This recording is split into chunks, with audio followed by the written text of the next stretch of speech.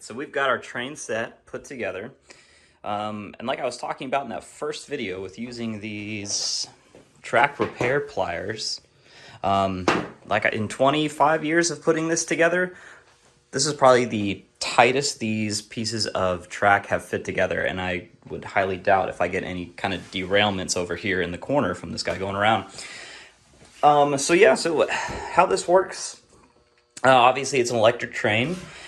I have my transformer unit, which controls the power, controls that train whistle that we just heard, and I can alternate the direction of the train going forward or backward.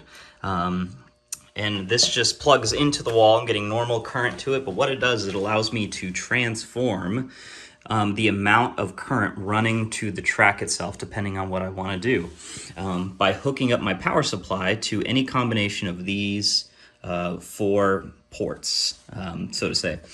You can see here there's kind of a menu of options. If I want a fixed output of voltage, I would hook my alligator clips up to A and B for 5 volts, B and C for 11, or A and C for 16 volts. But because this train works at variable speeds from slow to very fast, I want to hook this up to an option which will allow me to use a variable voltage output. So I've chosen 5 to 16 volts by tapping in here to A and U.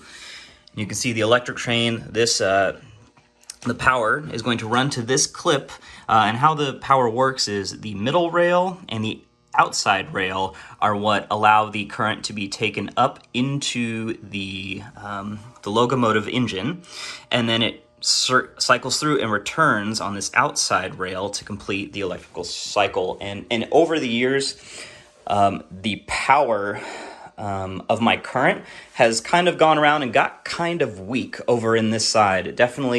It goes around and I can feel and hear it slow down until it starts getting back up around and getting here again. And that's just as a result of, these tracks are probably pretty dirty, grimy. It's old, so you're getting, not everything's super clean. It stays in a box for 11 months out of the year. So what I did, a gentleman at a train show suggested, hey, buy a second one of these power connectors, clip it in over here on the far side. And what I've done, you can see, I basically just pigtailed in an additional set of black and red wires on the same voltage. You can see they are, I've gotten them, this nut kind of tightened down against it.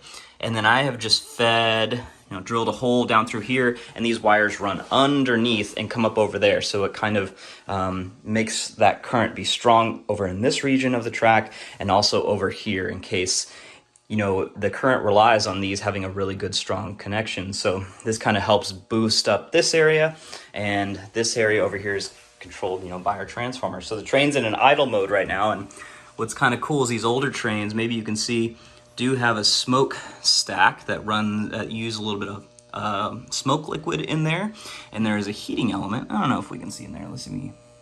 You can see that little wire acts as a heating element to heat up.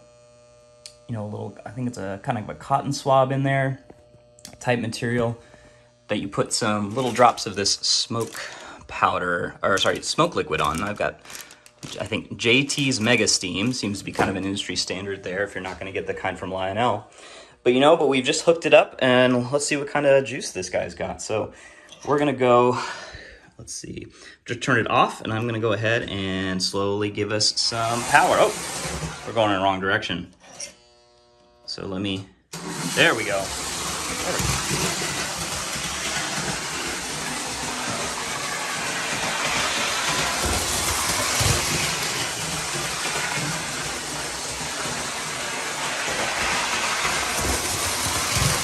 Nice. Looks good, and that's only at half power, and it's running really clean. I'm going to slow it down here, bring it around to the front, put it back into an idle mode, and let's check that whistle out again. Again, that's this electricity being run to this tender, which is blowing or powering a fan in there.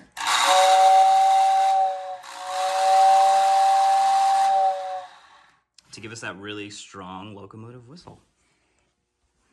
All right, so what we want to do, or what I want to do this year, this had been in this middle here. All this stuff's going to get cleared away, and we're going to turn this into like a cool Christmas village setting. We've got a bunch of old houses, you know, different figurines and things, and some snow to decorate in here.